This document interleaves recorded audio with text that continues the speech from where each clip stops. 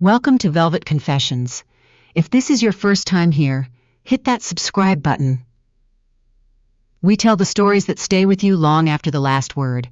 And before we begin, drop a comment and tell us where you're watching from. We have listeners tonight from Vancouver, from Halifax, from somewhere cold and quiet where a good story is exactly what the evening needs. Wherever you are, pull up a chair. This one's worth settling in for.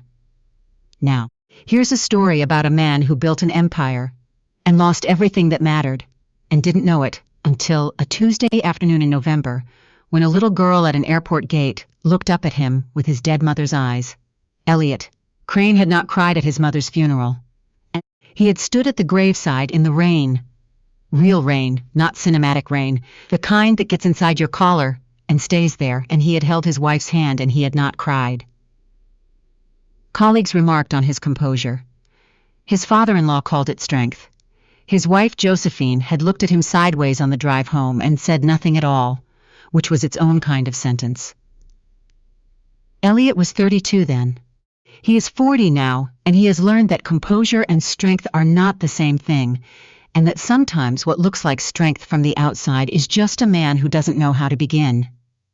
Elliot Crane grew up in Sudbury, Ontario, the son of a miner and a school librarian. He got a scholarship to study engineering at Queen's, then an MBA he half slept through at Western, then a job at a Toronto infrastructure firm where he spent 4 years learning what not to do before leaving to start something of his own. By 35, he had built a civil engineering consultancy with 62 employees and contracts across 4 provinces. By 38, he was the kind of person who got asked to speak at things. He was also by 38 separated from his wife. Josephine Whitmore, before the marriage, was not a villain.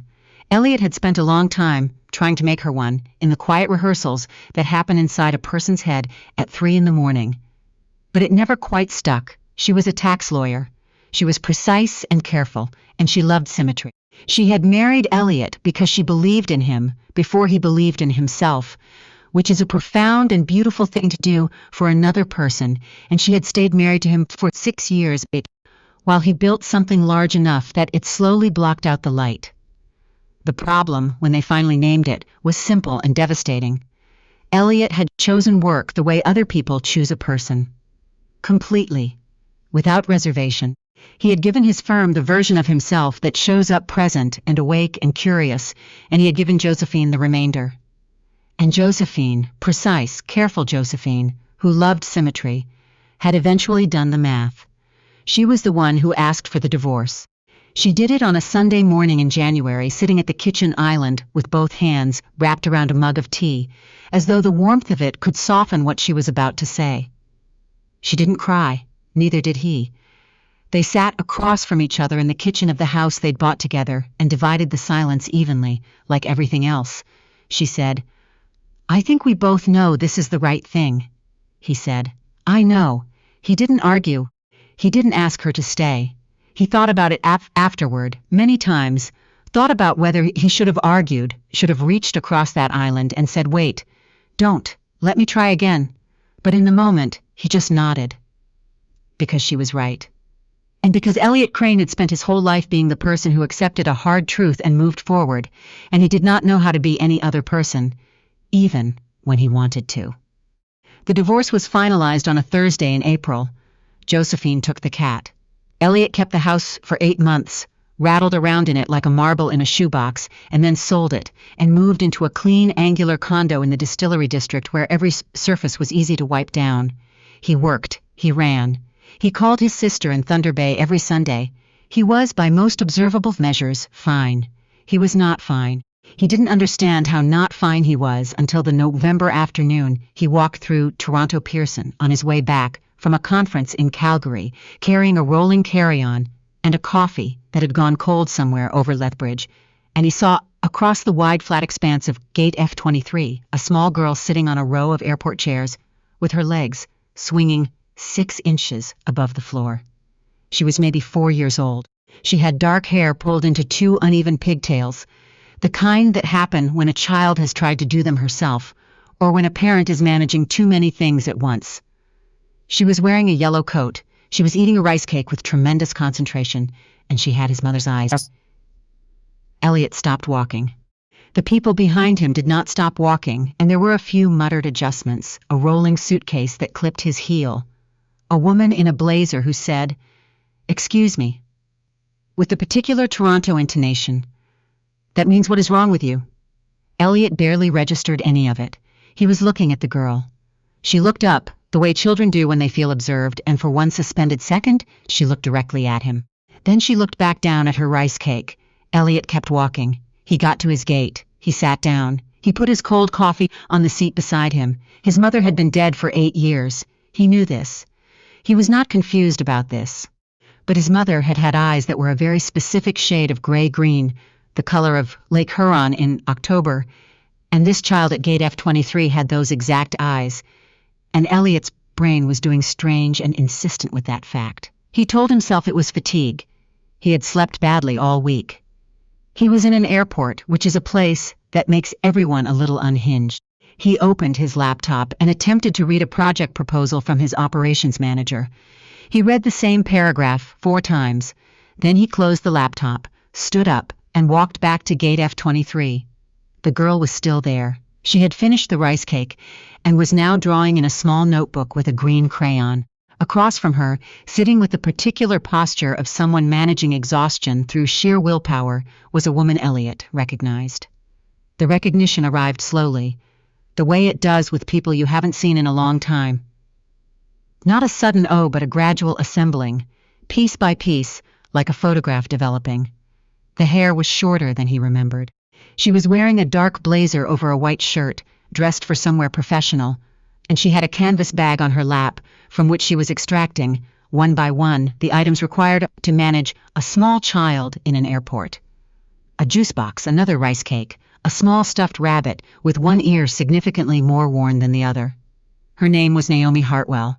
They had dated for 7 months 8 years ago, in the overlap between his mother's illness and the early, brutal months of building the firm. They had met at a fundraiser. She had been working in urban planning and had opinions about transit infrastructure that Elliot and then genuinely interesting. They had been, for a few months, very good together. And then his mother had died, and he had not cried at the funeral, and something in him had closed like a door in wind. And when Naomi had tried, carefully and patiently, to reach him, there had been nothing to reach. She had ended things in the spring. She had been kind about it. He had been, as he always was, composed. He had not seen her since. She looked up. And there it was, that same slow assembly, that same piece-by-piece recognition, and then, she said quietly, "Elliot." "Naomi." He held up one hand, an awkward half-wave, the gesture of a man who has absolutely not thought through what happens after he walks back to the gate. "Hi, I'm sorry, I was just..." He stopped. "How are you?" "Good," she said. And then, because she had always been more honest than comfortable, she said, "Surprised." The little girl looked up from her notebook. She considered Elliot with the frank assessment of a 4-year-old. "You have a hole in your sleeve," she said. Elliot looked down. There was, in fact, a small moth hole near his left cuff that he had been meaning to deal with for several weeks. "I do," he said. "Good eye." The girl nodded seriously and went back to her drawing. "This is Margot," Naomi said. And then she looked at him. Just looked at him, steadily in that way she had always had. And she didn't say anything else. He looked at her dark hair and her yellow coat and her gray-green eyes and the very specific way she was holding her crayon with her whole fist, the way his sister had held pens when she was small. He sat down. He didn't ask for permission. He sat in the empty chair 2 seats away because he was not a man who acted on impulse, and yet here he was, apparently acting on impulse. And he looked at his hands for a moment and then said, "She has your..." He stopped. "My what?" "Your hands," he said, which was true. "Same fingers."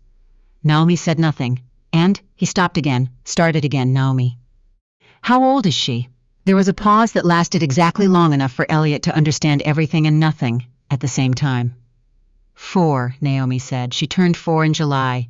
Elliot did the math. He was very good at math.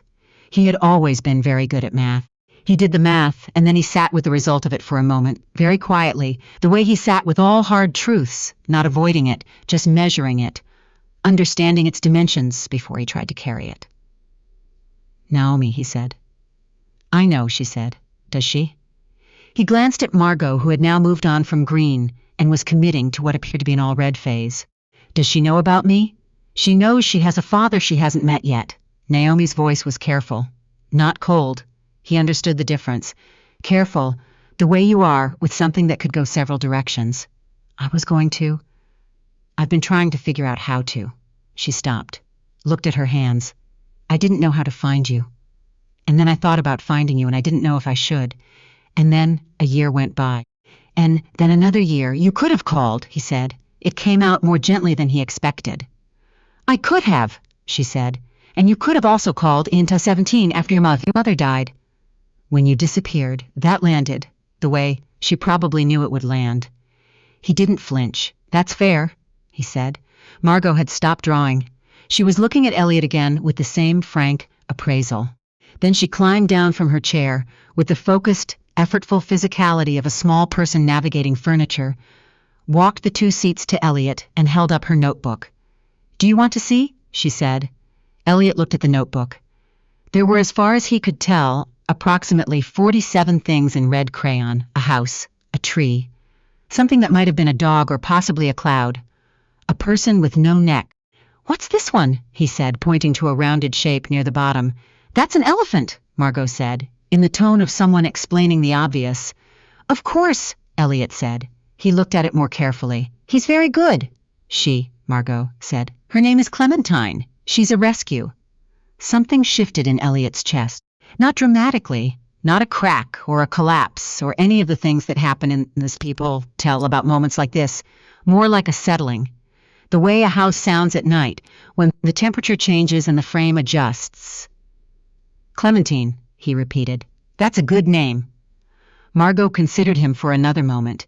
Then she climbed back into her seat and went back to her drawing. Their flight was delayed. It happens. It is, in fact, one of the more reliable things that happens at Pearson. The departures board flipped from on time to delayed and eventually to a specific new time that was 90 minutes later than the original time. And Elliot texted his assistant and watched Margot draw and talk to Naomi in the careful, tentative way of 2 people navigating significant ground.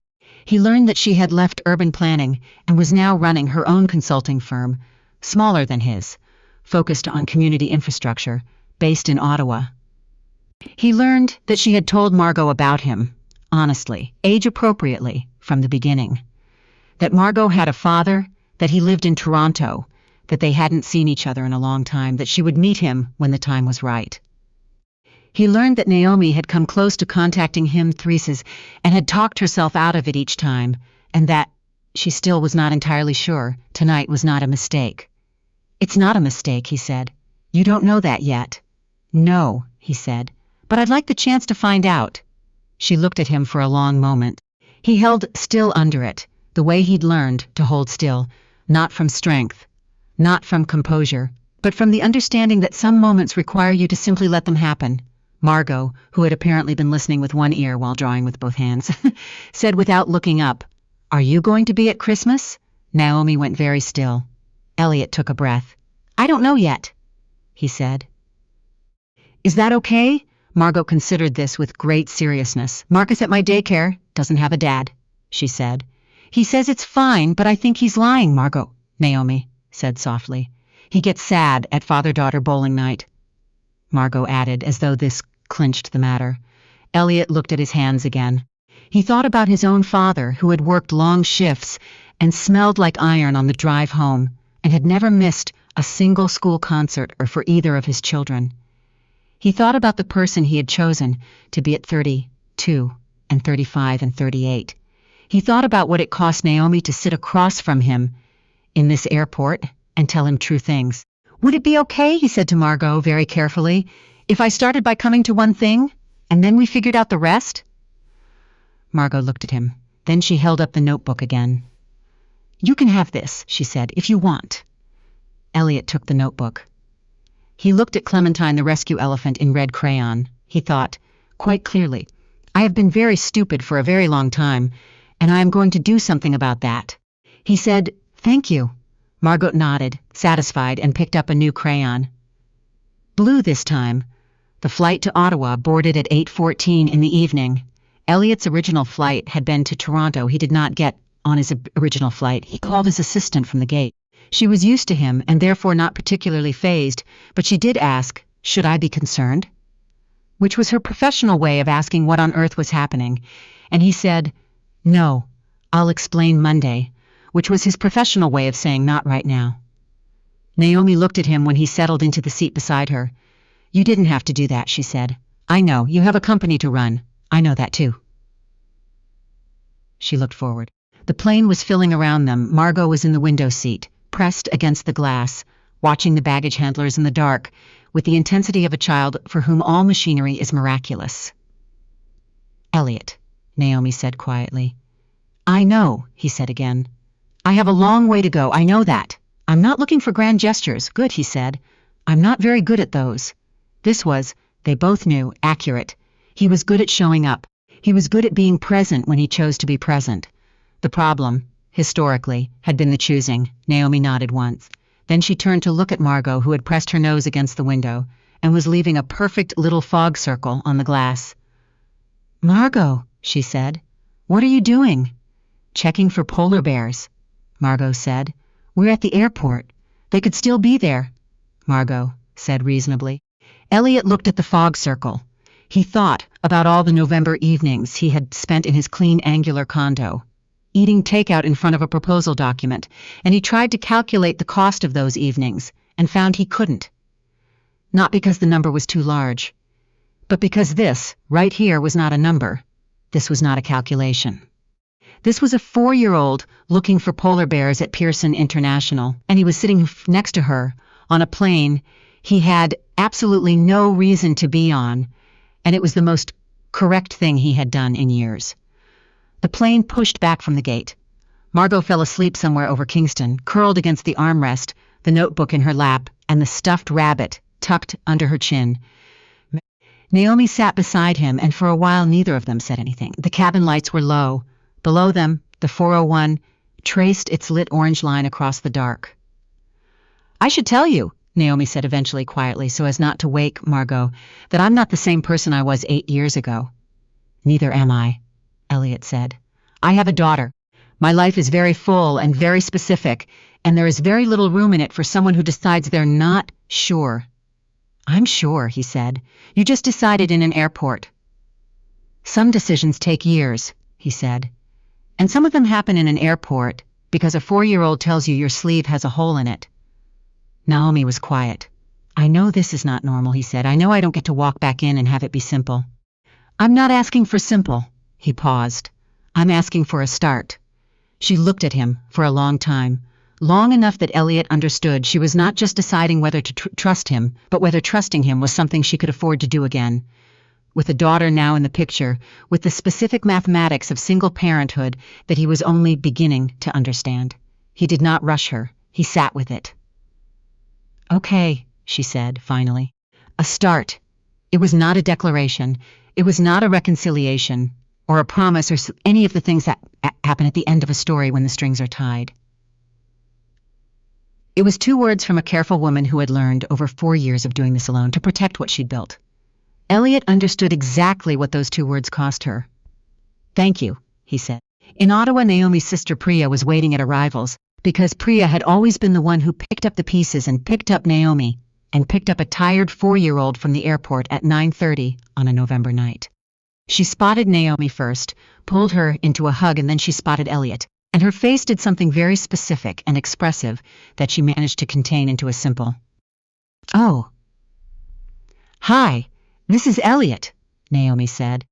"I know who Elliot is," Priya said with a particular smile.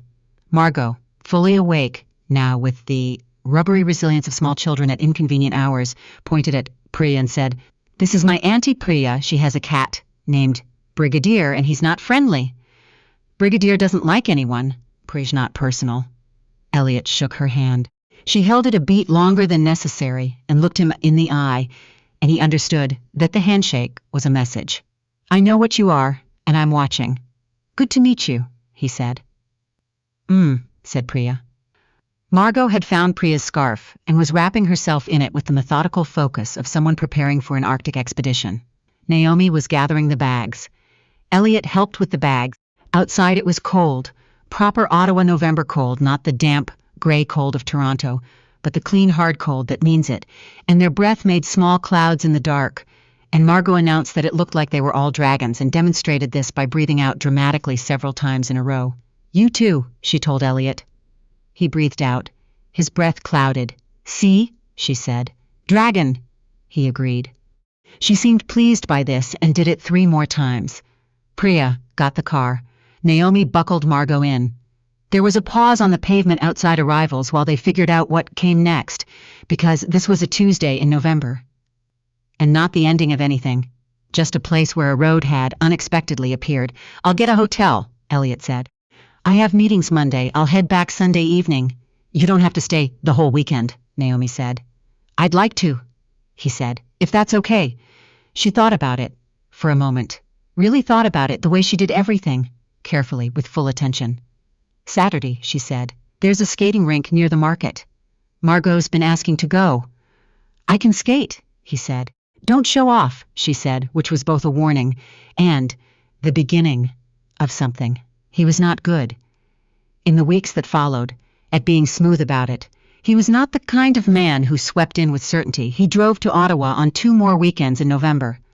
He booked a hotel each time because he was not going to assume, and he learned slowly that Margot took 45 minutes to get dressed about socks and that she was allergic to tree nuts, and that she had a system for which stories got read in which order, and that deviating from this system was not, as she put it, a great plan. He told his sister about Margot on the 3rd Sunday, in their weekly call. His sister, Diane, was quiet for a moment, and then said, and he said, "Yes." And she said, "And you're?" He said, "Trying." She said, "Good." And her voice was slightly unsteady, and he thought of his mother, because Diane had their mother's voice as well as her eyes, and he understood that this was something their mother would have been, above all else, glad about. He did not cry then either, but it was closer than usual. In December, on a Saturday morning, he arrived at Naomi's apartment with coffee, and a small thing he had been uncertain about for 3 weeks.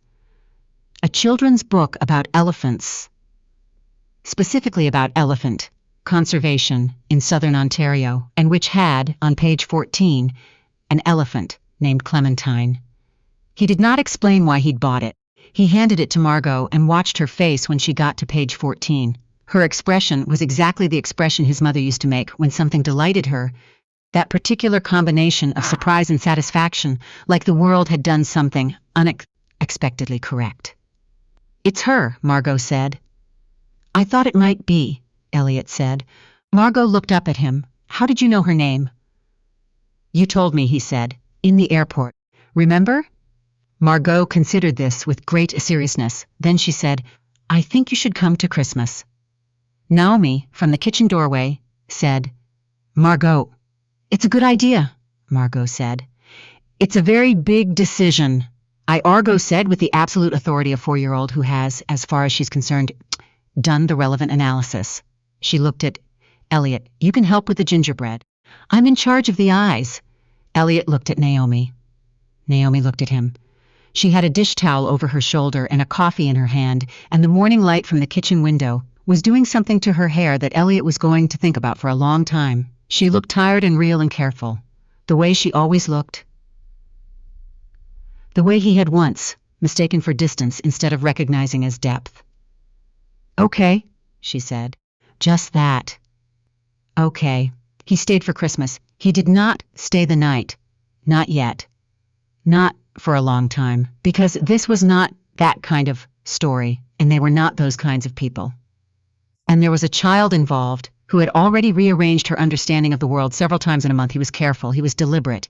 He learned to skate backward with a 4-year-old, clutching both his hands and screaming with laughter.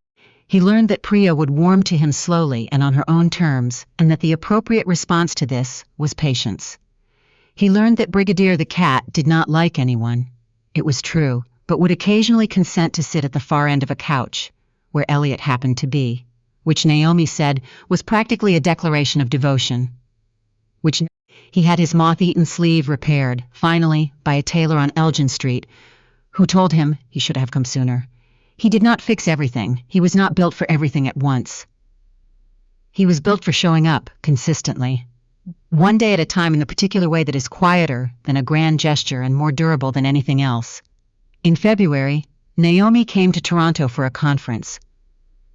They had dinner, just the two of them, the first time, without Margot, at a restaurant in Kensington Market, where the tables were too close together, and the food was very good, and the whole evening had the slightly strange quality of a thing that is both new and long overdue. Walking back to her hotel in the cold, she said, "Which part?" he said. "Any of it," she said. "You, at the gate."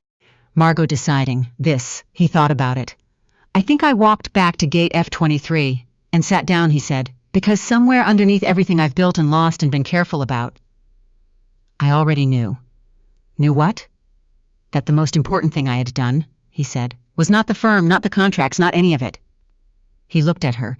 It was 7 months, 8 years ago, and I walked away from, and I spent a long time being very composed about having done that. Naomi was quiet for a moment. Then she said, "You're not that composed right now." "No," he agreed, "I'm not." She slipped her hand into his. Just that.